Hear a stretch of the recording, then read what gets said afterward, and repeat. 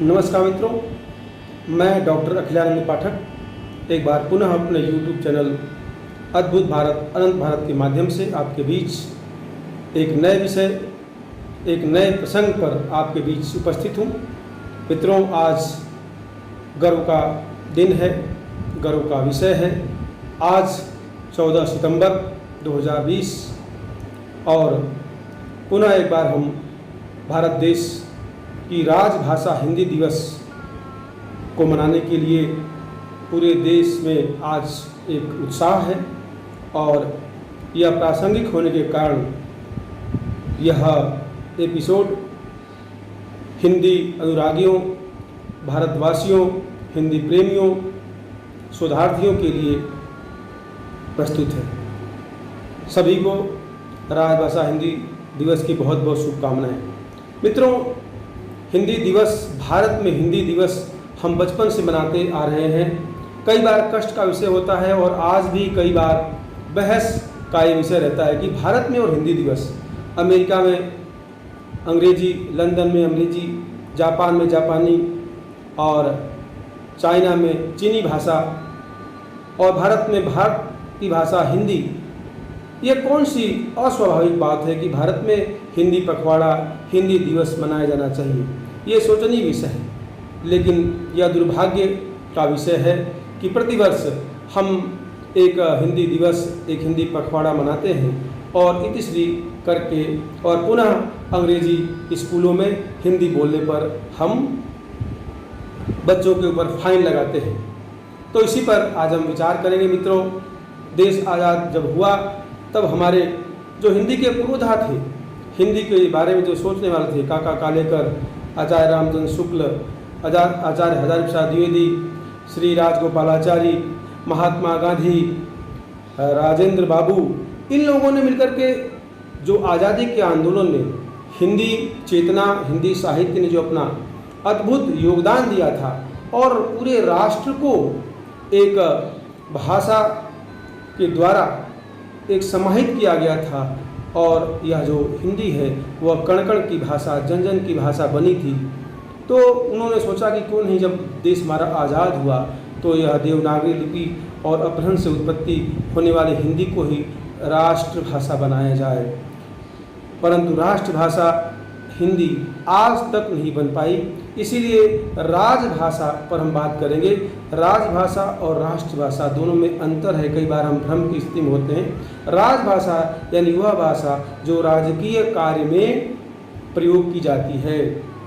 मित्रों, आप जानते हैं कि 343 अनुच्छेद 1 के तहत से लेकर 51 तक हिंदी को राजभाषा के रूप में हमारे यहाँ संचित किया गया है और उसी में जब देश आज़ाद हुआ तो हिंदी को राजभाषा 14 सितंबर 1949 को प्रस्तावित करके और लागू किया गया।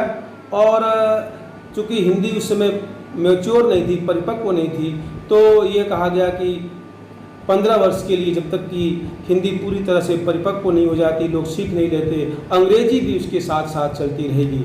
लेकिन मित्रों, आप जानते हैं कि उसके बाद फिर 1967 में फिर संशोधन करके और फिर 1985 में इस तरह से संशोधन चलते रहे और हिंदी आज भी भारत देश की पूर्ण रूपेण राजकीय भाषा भी नहीं बन पाई।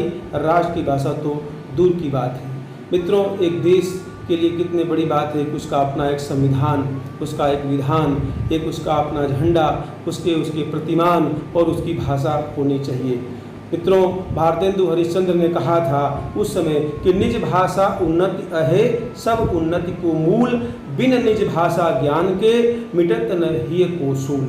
वो हृदय का जो सूल है, जो कांटा है, वह हमारे मन में आज भी गड़ा हुआ है।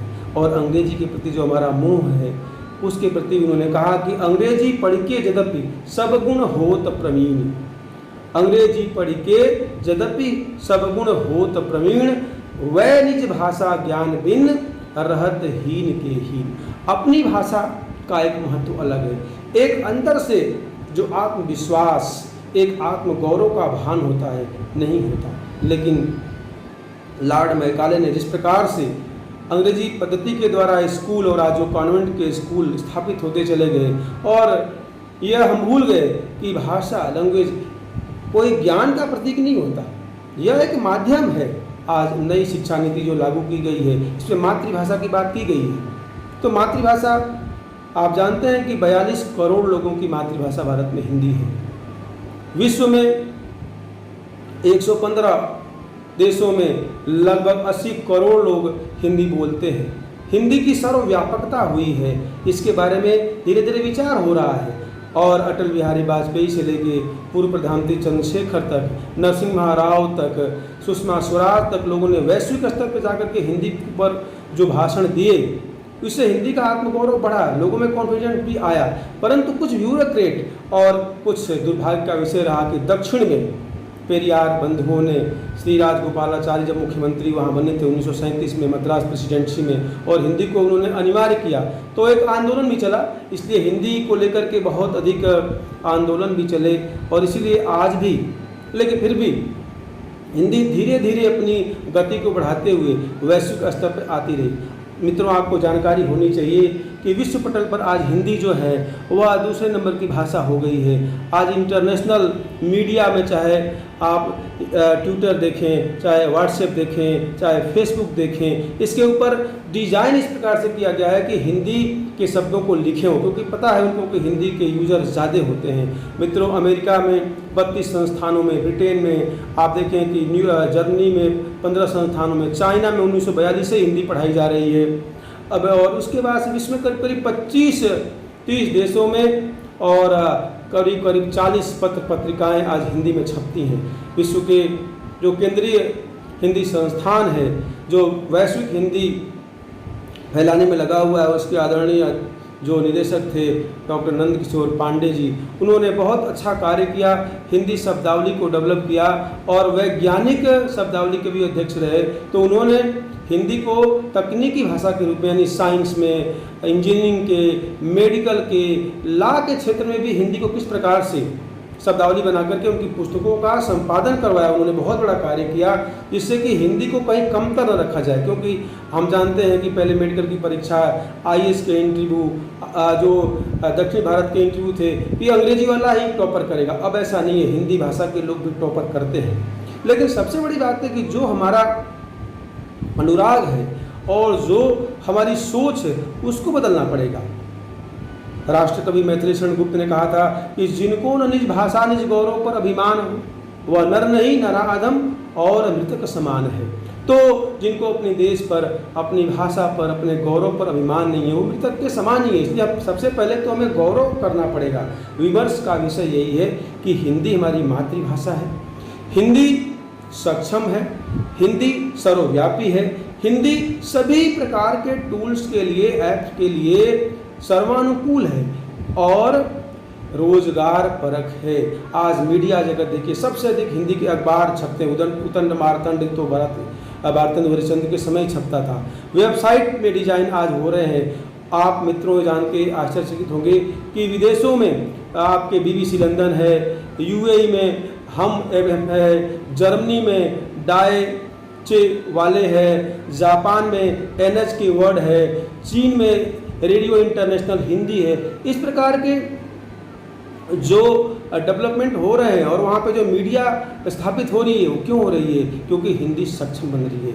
हिंदी के विविध आयाम आज देख रहे हैं कि फेसबुक पर और गूगल मीट पर और जूम पर अन्य प्रकार के बहुत बड़े बड़े सेमिनार आज की डेट में सुबह से लेकर के चल रहे हैं और उस पर बड़े बड़े विद्वान अपना मत रख रहे हैं।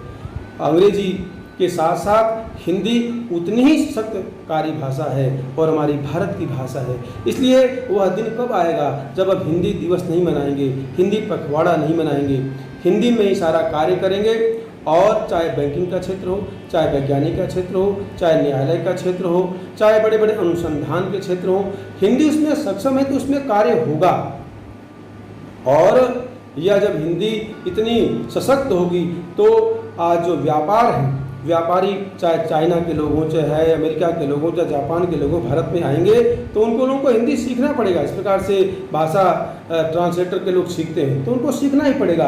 हमारे गुप्त जी कहते हैं कि हे भव्य भारती हमारी मातृभूमि, हरी भरी हिंदी हमारी राष्ट्रभाषा, और लिपि है नागरी। ये जो हमारी राष्ट्रभाषा है, लेकिन राष्ट्रभाषा मित्रों तभी बन पाएगी जब मेघालय से लेकर के और आसाम तक, तमिलनाडु से लेकर कन्याकुमारी से लेकर कश्मीर तक सभी लोग इसको मन में बसाएंगे और ये मान के चलेंगे कि ये जो हमारी राष्ट्रभाषा है, जिन्होंने हमको आज़ादी दिलाई, जिन साहित्यकारों ने हमारे गौरव का, चाहे भारत भारती के माध्यम से, चाहे साकेत के माध्यम से, उदंड पाटन के माध्यम से, विद्या सुंदर के माध्यम से, हमारे उस काल के कवियों ने, लेखकों ने हिंदी को एक व्यापक पटल पर ला करके और एक ऐसी पृष्ठभूमि तैयार की। ये हिंदी दिवस का विषय नहीं है, ये आत्मगौरव का विषय है और इसको कमतर आंकना, इसलिए मेरा युवा पीढ़ी से विशेष करके योगदान है, आप ज्ञान अर्जित कीजिए और हिंदी और अंग्रेजी को भाषा के रूप में देखिए, न कि अंग्रेजी बोलते ही आपका कॉन्फिडेंस डाउन हो जाए और भाषा को भाषा के रूप में जाए। तो हमारी हिंदी भाषा किससे कम नहीं है और सब कुछ सक्षम करने में है। तो दक्षिण भारत में आज भी विरोध चलता है। अभी नई शिक्षा नीति में आपको बताया मैंने, विरोध शुरू हो गया, कोई कारण नहीं है। आज महाराष्ट्र में, पंजाब में कहीं भी हम जाते हैं तो लोग तो हिंदी को लेकर के, हिंदी राष्ट्रभाषा है, राजभाषा है, उसके अलावा जो क्षेत्रीय भाषाएं हैं वो हमारे साथ चले, उससे कहीं किसी को गुरेज नहीं होना चाहिए। लेकिन एक ऐसी हिंदी भाषा ही है जो पूरे देश को एक सूत्र में पिरोने का काम करती है। एक मणियों की तरह गुथ करके माला जब हमारे माँ भारती के गले में सुशोभित होगी, तब हम हिंदी दिवस की सार्थकता को मना पाएंगे और हम कह पाएंगे कि हमारी भी एक राष्ट्रभाषा है और यह राजभाषा जितनी अधिक समृद्ध हो और राष्ट्रभाषा के रूप में प्रतिस्थापित हो, यही हमारी हिंदी के प्रति कृतज्ञता होगी। इसलिए मित्रों, पुनः एक बार आपको हिंदी दिवस की बहुत बहुत शुभकामनाएं। आइए हिंदी दिवस मनाएं, हिंदी पखवाड़ा मनाएं और हिंदी को अपने काम में, अपना हस्ताक्षर हिंदी में करें और हिंदी के प्रति एक उदार भाव, सरल सहज भाव, क्योंकि हिंदी बहुत अधिक सरल बोलने में है और वैज्ञानिक रूप से बहुत ही अतुल्य है। इसलिए किसी प्रकार का इसके प्रति हमें दोष नहीं देखना चाहिए और यह वैश्विक स्तर पर भी उसी प्रकार से छाई हुई है। अतः किसी प्रकार का कार्य हम कर सकते हैं। आप इस चैनल को देखते रहिए, एक अन्य विषय पर आपसे और बातचीत करेंगे। लाइक कीजिए और मित्रों सब्सक्राइब भी कीजिए। पुनः एक नए विषय के साथ आप सबसे विचार विमर्श करेंगे। तब तक के लिए बहुत बहुत धन्यवाद। जय भारत, जय हिंद।